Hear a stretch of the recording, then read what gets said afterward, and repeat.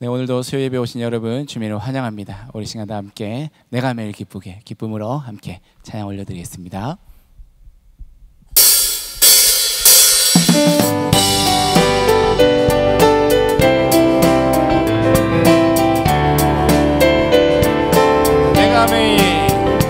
내가 매일 기쁘게 순례의 길 행함을 주의 팔이 나를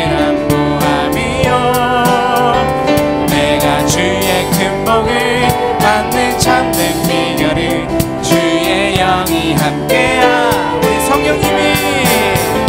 성령이 계시네. 할렐루야 함께하시네. 좁은 길을 걸으며 밤낮 기뻐하는 것 주의 영이 함께하. 우리가 전의 죄에 빠져서 평안함이 없을 때 예수 십자가의 공로 힘입어 그 발 아래 엎드려 참된 평화 얻음을 주의 영이 함께하니. 성령이 계시네. 할렐루야 함께하시네. 길을 걸으며 밤낮 기뻐하는 것. 우리 4절로 함께 고백할까요? 세상 모든 욕망과 나의 모든 정욕을 십자가에 이미 못을 박았네. 어두운 밤이 지나고 무거운 짐 벗으니 주의 영이 함께하니. 아멘. 성령이 계시네. 할렐루야 함께하시네. 좁은 길을 걸으며 밤낮 기뻐하는 것 주의 성령님이 함께하십니다. 성령이 계시네. 할렐루야 함께하시네. 걸으며 밤낮 기뻐하는 것. 우리 한번 더 볼까요? 성령이 계시네. 성령이 계시네. 할렐루야 함께하시. 할렐루야. 좁은 길을 걸으며 밤낮 기뻐하는 것 주의 영이 함께함이라. 할렐루야. 우리 함께 하신 성령님께 우리 영광의 박수를 드립니다. 할렐루야. 할렐루야. 아멘. 아멘. 우리 모든 삶이 천국임을 믿음으로 함께 고백하며 나아가겠습니다.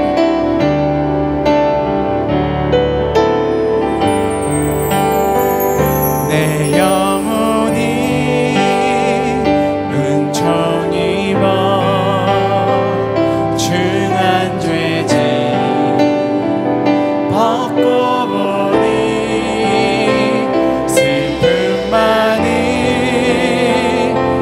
세상도 천국으로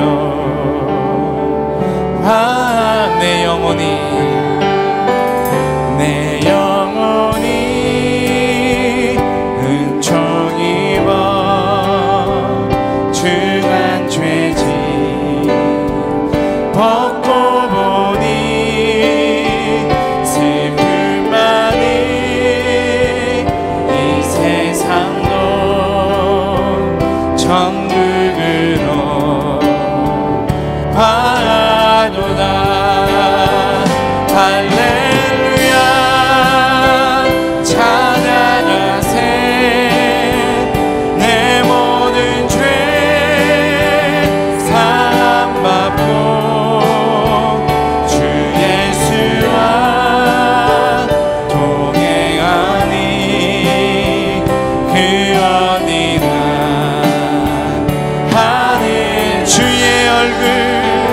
주의 얼굴 뵙기 전에 멀리 뵈던 하늘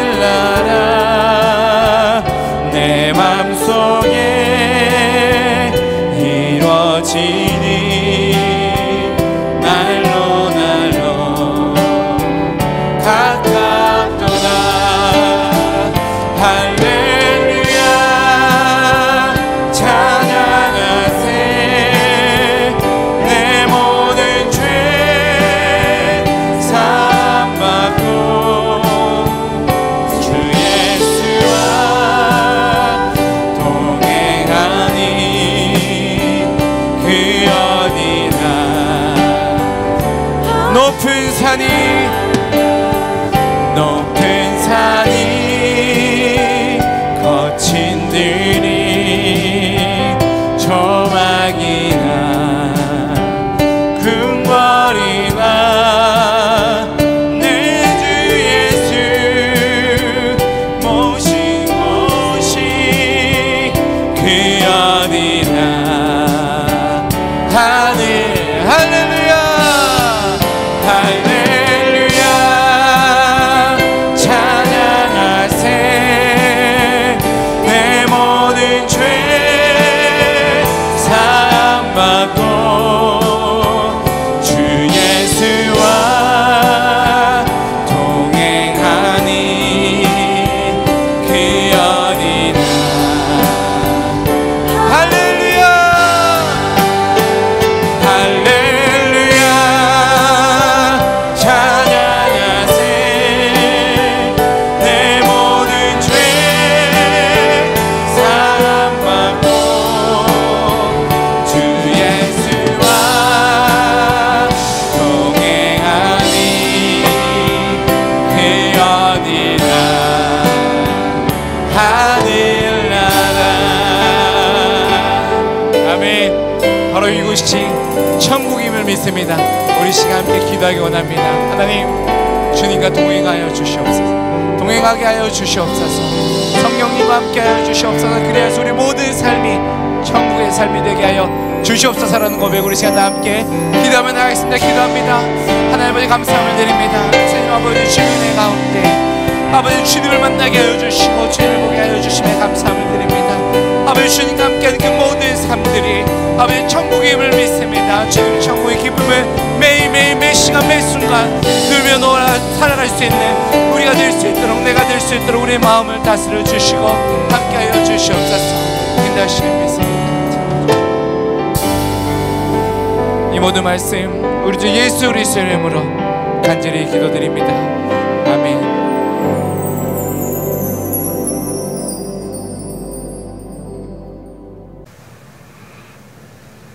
네, 오늘도 예배 자리에 오신 여러분들을 주님의 이름으로 환영하고 축복합니다. 오늘 우리에게 주시는 하나님의 말씀을 보도록 하겠습니다. 오늘 하나님의 말씀은 사사기 8장 1절에서 9절까지 말씀, 사사기 8장 1절에서 9절까지 말씀을 함께 보도록 하겠습니다. 8장 1절을 제가 읽고 여러분들이 2절을 읽으시면서 서로 나누어서 읽도록 하겠습니다. 에브라임 사람들이 기드온에게 이르되 내가 미디안과 싸우러 갈 때에 우리를 부르지 아니하였으니 우리를 이같이 대접함은 어찌 됨이냐 하고 그와 크게 다투는지라. 기드온이 그들에게 이르되 내가 이제 행한 일이 너희가 한 것에 비교되겠느냐. 에브라임의 끈물 포도가 아비에셀의 만물 포도보다 낫지 아니하냐.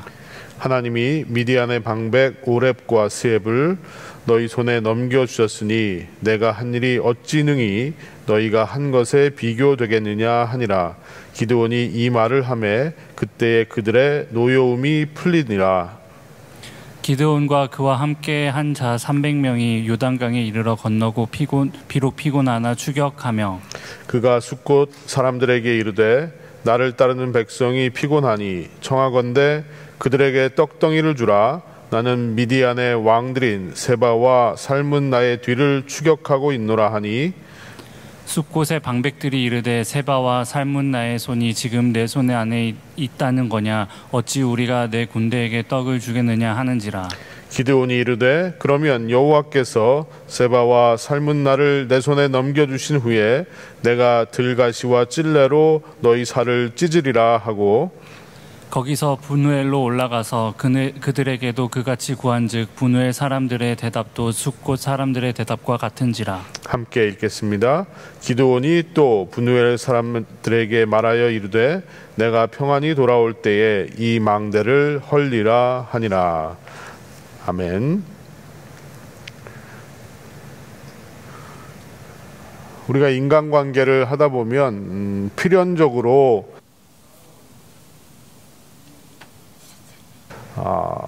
아무런 갈등 없이 서로 행복하게 살면 참 좋겠는데 그러지 못하고 서로 갈등하며 다투는 일들이 자주 일어나게 됩니다. 이 갈등이란 말, 그 말이 한자어인데요. 이 갈자는 칡나무 덩쿨을 의미하는 글자이고요. 또 등이라는 이 글자는 등나무 덩쿨을 의미하는 글자입니다. 그러니까 칡나무 덩쿨과 등나무 덩쿨이 서로 엉켜가지고 풀 수 없는 아주 복잡한 상황을 갈등이라고 표현한 것 같습니다.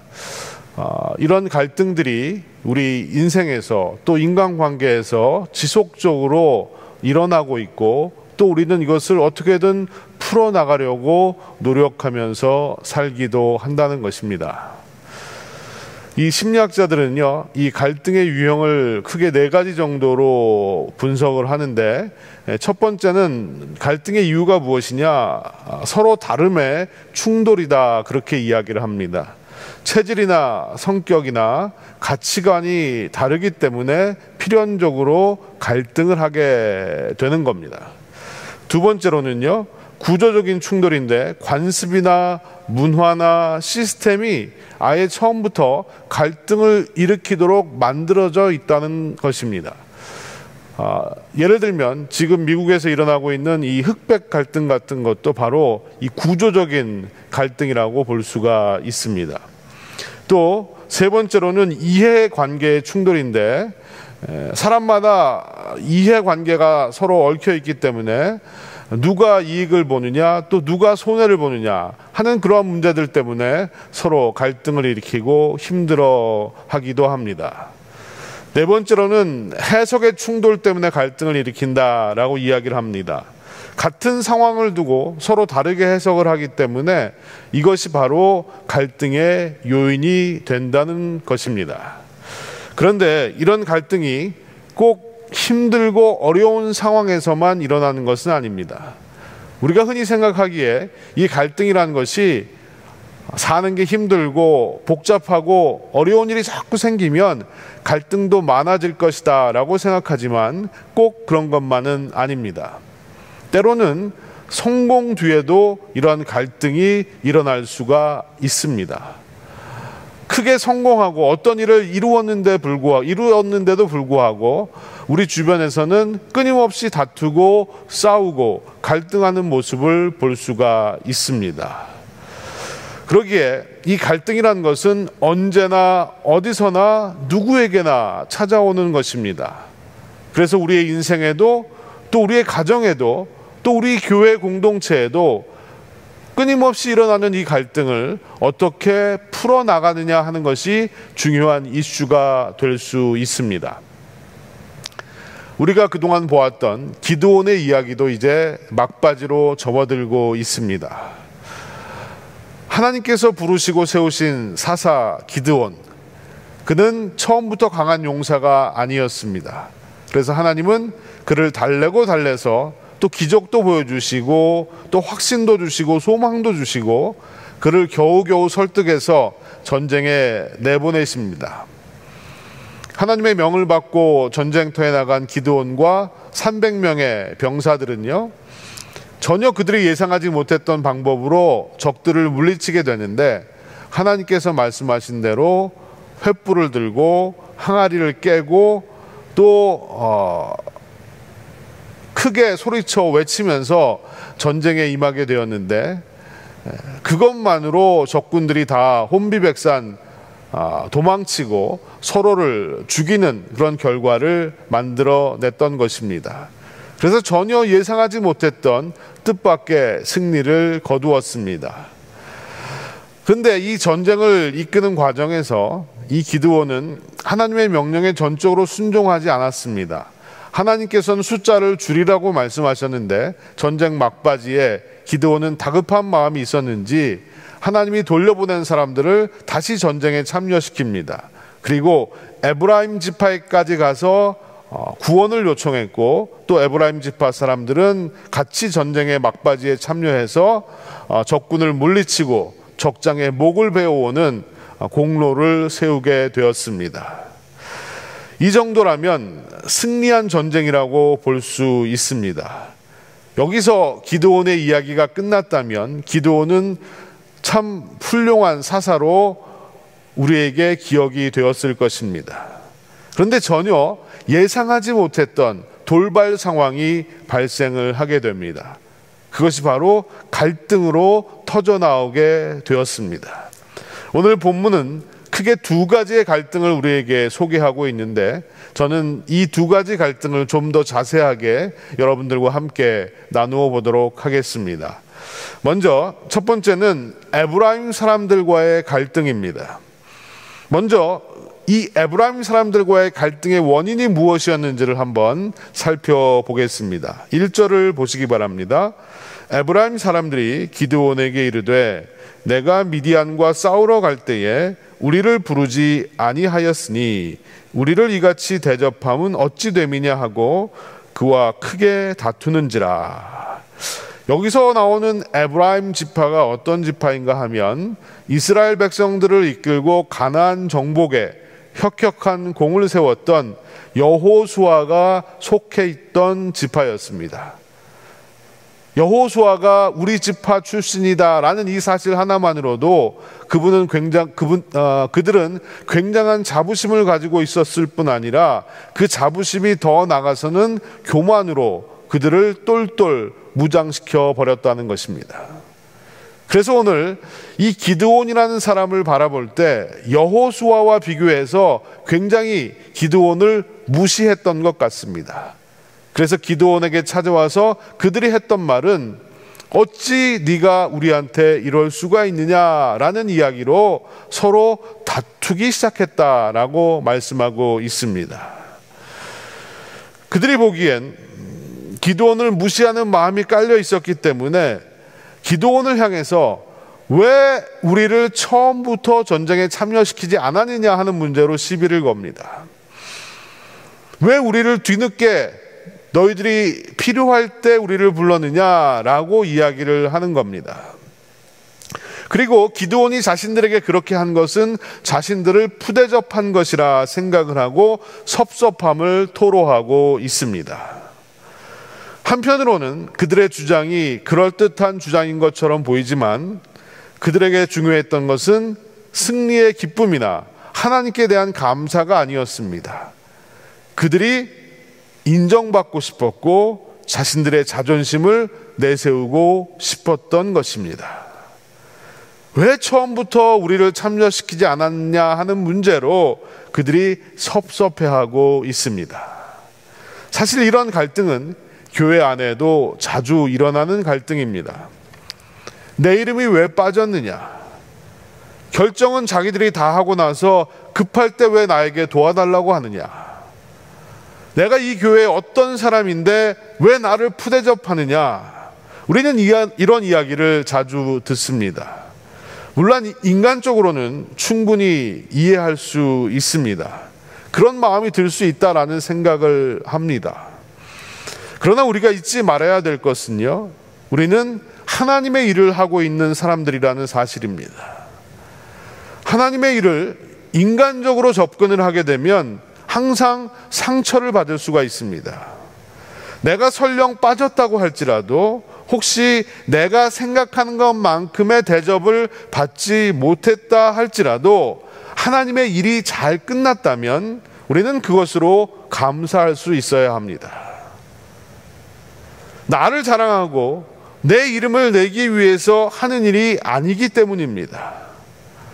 이런 생각을 하지 않으면 우리는 시험에 들 수밖에 없고 갈등의 원인이 될 수밖에는 없는 것입니다. 아무리 어떤 일이 잘 되고 성공적으로 다 마무리가 되었다 할지라도 섭섭한 마음이 들기 시작하면 뒤에서 비판을 하고 흠을 잡으려고 하게 됩니다. 아무리 이 성공을 해도 그 성공을 같이 기뻐할 수가 없는 겁니다. 하나님의 영광보다 나의 자존심이 때로는 더 소중하기 때문입니다. 그러면 갈등이 생기고 교회 안에 분열이 일어나게 됩니다. 그러면 에브라임 사람들과 갈등의 문제를 일으켰던 기드온은 이 갈등을 어떻게 해결해 나갈까요? 2절과 3절 말씀을 보시면 기드온이 어떻게 이 갈등을 해결했는지를 우리에게 보여주고 있습니다. 2절에서 3절 말씀을 함께 한번 읽어보겠습니다. 기드온이 그들에게 이르되 내가 이제 행한 일이 너희가 한 것에 비교되겠느냐? 에브라임의 끈물 포도가 아비에셀의 만물 포도보다 낫지 아니하냐? 하나님이 미디안의 방백 오렙과 스엡을 너희 손에 넘겨주셨으니 내가 한 일이 어찌 능히 너희가 한 것에 비교되겠느냐 하니라. 기드온이 이 말을 하매 그때에 그들의 노여움이 풀리니라. 좀 긴 구절 같지만 한마디로 정리를 해보면 당신들이 전쟁에서 세운 공로가 내가 전쟁에서 세운 공로보다 훨씬 더 크고 훌륭한 것입니다 라고 기드온이 그들을 달래고 있는 것입니다. 보통 끈물 포도가 맛있다라는 말들을 하는데 포도가 끈물이 되면 무르익어가지고 더 좋은 맛을 낸다고 합니다. 아마 그런 의미에서 이 끈물이란 말과 만물이란 말을 비교했을 수도 있습니다. 또 이 만물 포도라고 번역된 히브리 말은 곡식을 주워 모은 것이라는 의미를 가지고 있습니다. 다른 말로 하면 별로 노력을 들이지 않고 거저 얻은 것이다 라는 그런 뜻입니다. 그런데 반면에 끈물 포도라는 말은요, 포도 수확을 뜻하는 말인데 제대로 농사를 짓고 제대로 거두는 수고가 있었음을 의미하는 말입니다. 결국 기드온은 이 에브라임 사람들이 했던 일들은 제대로 수고하고 제대로 헌신한 것의 결과다라고 표현을 하는 것이고 자기가 한 일은 그냥 거저 얻은 것이다라고 표현하고 있는 것입니다. 이렇듯 기드온이 에브라임을 추켜 세워주자 에브라임의 노여움이 달래지기 시작했습니다. 물론 기드온의 이 말이 진심이었는지는 정확하게 알 수가 없습니다. 다분히 정치적이고 외교적인 발언입니다. 하지만 상대의 마음을 헤아리고 부드러운 대화를 했다는 것은 우리가 갈등 해결을 위해서 꼭 기억해야 되는 부분이라고 봅니다. 에브라임처럼 누군가가 나에게 이런 말을 했을 때 우리는 쉽게 대적하고 그들과 싸우기가 쉽습니다. 상대방이 한 일을 오히려 깎아내리기도 합니다. 당신들이 얼마나 대단한 일을 했다고 이런 소리를 하는 거냐? 내가 당신들을 불러준 것만 해도 감사해야지 뭐가 섭섭하다고 이런 말을 하는 거냐? 우리가 만약에 이렇게 반응을 한다면 갈등이 해결되기보다는 큰 싸움으로 번질 수밖에는 없습니다. 섭섭한 마음을 가지는 것은 매우 유치한 생각이라고 할 수만은 없습니다. 물론 우리가 극복을 해야 되는 마음이지만 지극히 인간적인 모습 중에 하나라는 것입니다. 이걸 인정하지 않으면 우리는 사람을 이해할 수가 없습니다. 인정받고 싶은 마음과 인정받지 못했을 때 드는 섭섭한 마음, 이 마음이 누구에게나 있다는 것입니다. 그래서 그 마음을 헤아릴 수만 있다면 기드온과 같은 모습으로 갈등을 풀어나갈 수가 있습니다. 우리가 묵상한 잠언 15장에 보면요 1절에 이런 말씀이 나옵니다. 유순한 대답은 분노를 쉬게 하여도 과격한 말은 노를 격동하느니라. 제가 목회자로서 가장 큰 고민과 또 숙제도 바로 이것이라고 생각합니다. 나도 모르게 튀어나오는 과격한 말들을 다스리고 겸손하고 부드러운 말로 상대방을 이해할 수 있다면 좋은 목회자가 될 수 있을 것입니다. 여러분들도 마찬가지입니다. 상대방이 흥분하고 다투고자 할 때 상대방의 마음을 이해하고 헤아리고 부드러운 말로 상대방을 설득할 수 있다면 우리의 인생도 성공한 인생이 될 수 있을 것입니다. 쉽지 않은 일이지만 우리는 이 두 가지 사실을 기억했으면 좋겠습니다. 하나님의 일에 자존심을 버리고 섭섭해하지 말아야 한다는 것, 그리고 누군가가 섭섭함으로 나에게 다투고자 할 때 상대방의 마음을 헤아리고 유순한 대답을 하는 것이 갈등을 푸는 길이라는 것, 오늘 본문의 말씀이 우리에게 주는 귀한 가르침이라는 사실을 잊지 마시기 바랍니다. 본문에 소개되는 두 번째 갈등을 한번 보겠습니다. 요단 동편에 살고 있던 숫곳과 또 부두엘, 그 두 도시에서 일어난 갈등을 이야기합니다. 4절부터 9절까지의 내용을 간단하게 요약하면 이런 겁니다. 허겁지겁 도망가고 있는 적군들을 끝까지 쫓아가서 진멸을 시켜버리려는 기드온은 300명의 군사들과 함께 요단 동편으로 건너가게 됩니다. 그런데 이미 그들은 전쟁을 통해서 많이 지쳐 있었고 또 매우 허기져 있었던 것 같습니다. 그래서 요단 동편에 있었던 숫곳이란 동네에 들어가서 그곳에서 음식을 좀 얻고자 했습니다. 우리가 너무 지쳐 있으니 떡덩이라도 있으면 우리에게 좀 베풀어 달라라고 호소를 합니다. 웬만하면 도와줄 것 같은데 그곳 사람들은 이 기드온의 제안을 이런지하에 거절을 합니다. 기드온은 매우 분노했습니다. 그리고 그들을 저주하고요, 그들의 살을 찢어버리겠다라고 이야기를 합니다. 이렇게 흥분된 상태에서 기드온은 그 옆 동네로 돌아가서, 그 옆 동네가 어디였냐 하면 브누엘이라는 동네였습니다. 이 브누엘은 우리가 알고 있는 브니엘과 같은 곳입니다. 브니엘은 어떤 곳입니까? 야곱이 하나님의 천사와 싸웠던 곳, 그곳이 바로 브니엘이었습니다. 그 동네로 찾아가서 똑같은 요청을 합니다. 그러나 놀랍게도 이 동네 사람들도 똑같이 기드온의 요청을 거절합니다. 기드온의 반응 역시 똑같았습니다. 그들을 저주하고 그들에게 보복을 하겠다고 엄포를 놓습니다. 좀 당황스러운 것은 이것입니다. 방금 우리가 앞에서 본 기드온의 모습은 매우 부드럽고 또 인자한 모습으로 상대방을 대하는 모습이었습니다. 그런데 지금 기드온의 모습은 매우 난폭하고 매우 위협적인 모습으로 말을 하고 상대방을 겁주고 있는 모습입니다. 살을 찢어버리겠다, 망대를 헐어버리겠다, 매우 험악한 말을 하고 있습니다. 이번에는 기드온이 상대의 마음을 헤아리지 못했던 것입니다. 사실 이 숫곳이나 브누엘이라는 곳은요, 적군이었던 미디안과 매우 가까운 지역에 있었습니다. 이 말은 만약에 기드온을 도와주었다는 그 소식이 적들에게 들어가기만 한다면 언제든지 적들이 찾아와서 이들을 위협하고 또 죽일 수도 있는 그런 매우 어려운 처지에 있었던 것입니다. 이러한 그들의 특수한 상황을 조금이라도 이해했다면 기드온이 이렇게 분노하고 또 화를 내지 않았을 것입니다. 그런데 왠지 기드온은 전혀 그들의 사정에 대해서는 안중에도 없었던 것입니다. 그들은 매우 현실적으로 대응을 한 것이 사실입니다. 물론 이런 상황일지라도 동족들을 위해서 희생하고 또 자신들을 서로 나누어 줄 수 있는 그런 모습이었으면 얼마나 좋았을까요?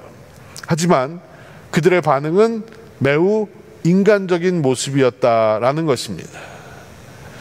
기드온의 마음에 섭섭한 생각이 들었습니다. 그런데 기드온은 이 섭섭한 마음을 복수로 돌려주려고 하고 있습니다. 이것은 기드온의 이중성이 아니라 기드온의 연약함이라고 생각합니다. 우리들에게도 이런 연약함이 똑같이 있다는 사실입니다. 누군가를 향해서 달래는 모습도 있고 누군가를 향해서 저주하는 모습도 있습니다. 왜 기드온이 이런 반응을 보였을까요? 앞에서는 에브라임 사람들을 달래고 또 그들의 마음을 이해하는 그런 발언을 했던 기드온이 왜 갑자기 이런 모습을 보였을까요? 거기에는 두 가지 정도 이유가 있었다라고 생각을 합니다. 첫 번째는 어떤 것이냐? 지금 기드온은 자기 전쟁을 시작한 것입니다. 처음에는 하나님이 하시는 전쟁에 참여를 했었습니다. 하나님께서 기드온을 부르셨고 또 이스라엘 백성들을 이끌고 나가서 전쟁을 하라고 말씀하셨습니다. 그래서 하나님이 명령하시는 대로 그는 순종하면서 전쟁에 참여했고 전쟁의 승리를 거둘 수가 있었습니다. 그것은 하나님의 전쟁이었습니다. 그러나 도망가고 있는 적들을 끝까지 추적해서 끝장을 내겠다는 생각은요, 전적으로 기드온의 생각이었던 것 같습니다. 하나님의 명령을 따라 한 것이 아니라 자기 욕심을 따라서 한 것입니다. 요단 동편에서 일어난 모든 일에 대해서 어디에도 하나님의 지시나 명령이 있었다는 이야기가 없습니다. 결국 자기 욕심에 빠져서 하나님을 위한, 백성들을 위한 전쟁을 하지 아니하고 자기를 위한 전쟁을 시작했다는 말입니다. 그러다 보니까 자기 마음대로 하려는 폭군의 모습, 독재자의 모습이 드러나기 시작했던 것입니다. 또 한 가지, 기드온이 이런 반응을 보인 데에는 사탄의 개입이 있었다는 사실입니다. 물론 성경에서 직접적으로 사탄이 기드온의 마음에 들어가서 기드온을 조종했다, 이런 내용이 나오는 것은 아닙니다. 그러나 그는 이미 하나님을 떠나 있었습니다. 원수 갚는 일은 오직 하나님께서만 하실 수 있는 일인데도 불구하고 자신이 직접 원수를 갚겠다라고 이야기한 것은요, 이미 하나님의 자리에 그가 올라섰다는 것을 의미하는 것입니다. 기드온이 승리의 도취에 있는 그 순간에 사탄이 기드온을 주장하기 시작한 것입니다. 그리고 하나님보다도 위에 서려고 하는 교만한 마음을 그에게 뿌려 넣었던 것입니다. 성공을 하고도 왜 하나님이 이루신 놀라운 일을 찬양하고 영광을 돌리기보다는 나의 마음과 나의 생각과 다르다고 해서 그 성공을 비난하고 욕하는 것일까요? 왜 감사한 마음보다는 서운한 마음을 가지고 살아가는 것일까요? 왜 형제들이 고생하는 것을 보고도 도와주기는커녕 뒤에서 비난을 하고 깎아내리려고 하는 것일까요? 왜 사람들은 승리하면 교만해지는 것일까요? 그것은 바로 보이지 않는 사탄의 공격이 존재한다는 사실입니다. 우리가 흔히 섭섭마귀라는 표현을 합니다. 섭섭마귀. 이 말은 섭섭한 마음이 드는 것은 마귀가 주장하는 것이다 라는 그런 뜻입니다. 분명 우리가 섭섭한 마음이 들 때에는 그 이면에 사탄이 자리하고 있습니다. 이것을 물리치지 않으면 나도 모르는 사이에 그 누구도 사탄의 도구가 될 수가 있습니다. 사탄은 하나님께 영광을 드러내는 것을 싫어하기 때문에 어떻게 해서든지 그것을 막으려고 합니다. 오늘 우리가 주목해야 되는 것은 기드온과 에브라임, 기드온과 숫곳 그리고 분이엘 사람들과의 일어난 갈등과 다툼이 어떤 성격의 것이었느냐. 그것은 모두 동족끼리의 다툼이었다는 것입니다. 동족끼리의 갈등이었습니다. 적과 싸워야 하는데 같은 편끼리 지금 싸움을 하고 있는 것입니다. 이것이 바로 사탄의 전략입니다. 우리는 역사 속에서 이러한 일들을 자주 보아왔고 또 교회의 역사 속에서도 내부 분열이나 다툼으로 인해서 교회가 힘을 잃고 또 교회가 무너지는 것들을 보아왔습니다. 우리는 싸워야 할 대상을 분명히 알아야 합니다. 우리끼리 싸우는 것은 어리석은 일이고 같이 죽는 길입니다. 우리의 싸움의 대상, 적은 우리가 아니라는 것입니다. 바로 우리를 대적하는 사탄과의 싸움을 싸워야 하는데 오히려 사탄의 사주를 받고 우리끼리 싸움을 싸운다면 그것은 스스로 망하는 길을 가고 있는 것입니다. 여러분은 어떠십니까? 함께 사랑하고 함께 행복해야 될 사람과 갈등을 이기지 못해서 분열하고 싸우고 있습니까? 배우자와 다투고 자녀들과 다투고 성도들과 다투면서 지내고 있지는 않으십니까? 그렇다면 생각하셔야 합니다. 그들이 과연 내가 싸워야 될 대상인가? 그리고 내가 싸우는 것을 과연 누가 좋아할 것인가? 우리는 이 질문에 대해서 깊이 한번 생각을 해봐야 하는 것입니다. 어떤 판사님의 말이, 교회 안에서 다툼과 분열이 일어나면 누구도 말릴 재간이 없다라고 합니다. 세상 사람들은 다툼이나 분열이 일어났을 때 돈으로 해결을 한다거나 아니면은 술 한잔 마시고 해결을 한다거나, 그것도 아니면 주먹으로 해결을 한다거나, 뭐 이렇게 해결할 수 있는 방법들이 있는데, 교회 다니는 사람들끼리 서로 다툼이 일어나고 분쟁이 일어나면 해결할 방법이 없다는 겁니다. 끝까지 자기 주장이 옳다라고 얘기하고 끝까지 자신은 하나님의 뜻을 따른다라고 주장하면서 싸움을 멈추지 않는다는 것입니다. 참으로 안타까운 일입니다. 과연 이런 모습을 하나님께서 기뻐하실까요? 내가 이긴다고 해서 그것은 진정한 승리가 아닙니다. 교회는 예수 그리스도의 몸을 세우고 예수 그리스도를 나타내는 곳입니다. 그래서 우리는 나 중심의 신앙생활에서 예수님 중심의 신앙생활로 옮겨가야 하는 것입니다. 우리가 교회에 나오고 예수 그리스도를 믿는다라고 얘기하지만 모든 것이 나 중심으로 똘똘 뭉쳐 있습니다. 내가 인정받아야 되고, 또 내가 드러나야 하고, 또 내가 칭찬받아야 하고, 내가 섭섭하면 안 되고, 우리는 이런 생각을 가지고 신앙생활을 한다면 나 중심으로 신앙생활을 하는 것이지 예수님 중심으로 신앙생활을 하는 것이 아니라는 겁니다. 여러분, 다시 한번 나는 내 중심으로 신앙생활을 하고 있는지 예수님 중심으로 신앙생활하고 있는지를 따져보아야 합니다.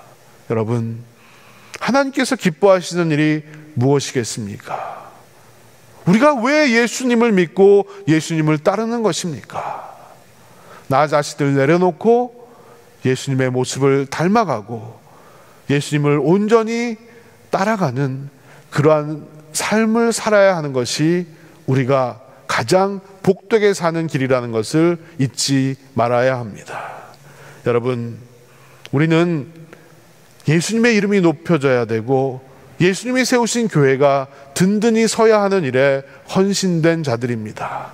다시 한번 우리가 신앙생활하는 이유와 목적을 점검해 보시길 바랍니다. 그리고 내 마음에 설령 섭섭한 마음이 들었다 할지라도, 내 이름이 빠지고 내가 소외되는 일이 생겼다 할지라도 우리는 그 모든 것들을 잠잠히 기도하며 또 헌신하면서 이겨낼 수 있는 믿음의 지혜가 필요할 것입니다. 그리고 누군가가 섭섭한 마음을 토로했다면 그 마음을 있는 그대로 이해해주고 또 받아줄 수 있는 아량도 우리에게 필요할 것입니다. 그래야만 우리 공동체 안에서 일어나는 모든 갈등의 문제들이 하나하나 풀려지고 해결되게 되는 것입니다. 그러지 아니하고 서로가 서로를 주장하고 또 서로가 서로를 이해하지 못한다면 그 갈등은 끊이지 않을 것이고 그것은 다툼과 분열로 번져가게 될 것입니다.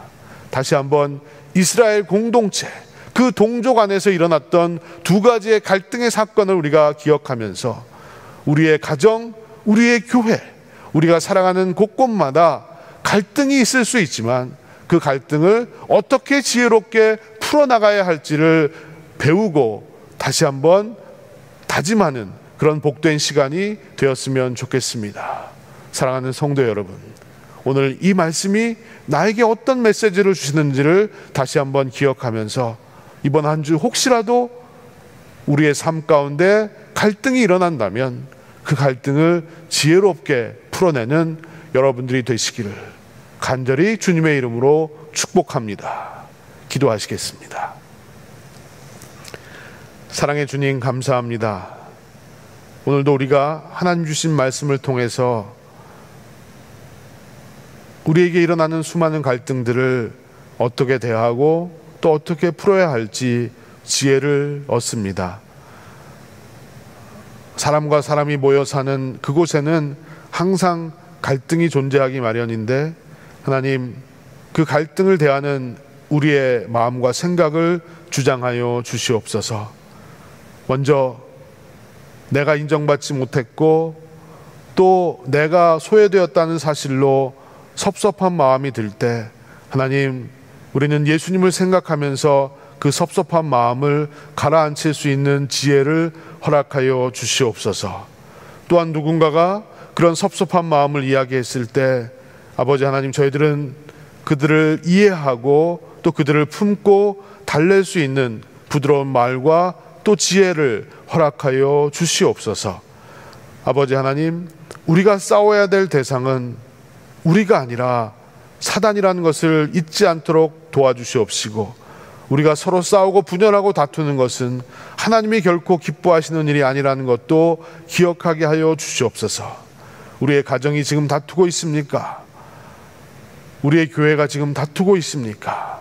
아버지 하나님, 우리의 연약한 모습을 주님께서 붙들어 주시고 다툼이 변화해서 하나가 되는 놀라운 역사들이 있게 하여 주시옵시고, 하나님, 주님이 세우신 이 공동체가 나 중심이 아니라 예수님 중심으로 든든히 설 수 있도록 주님이 역사하여 주시옵소서.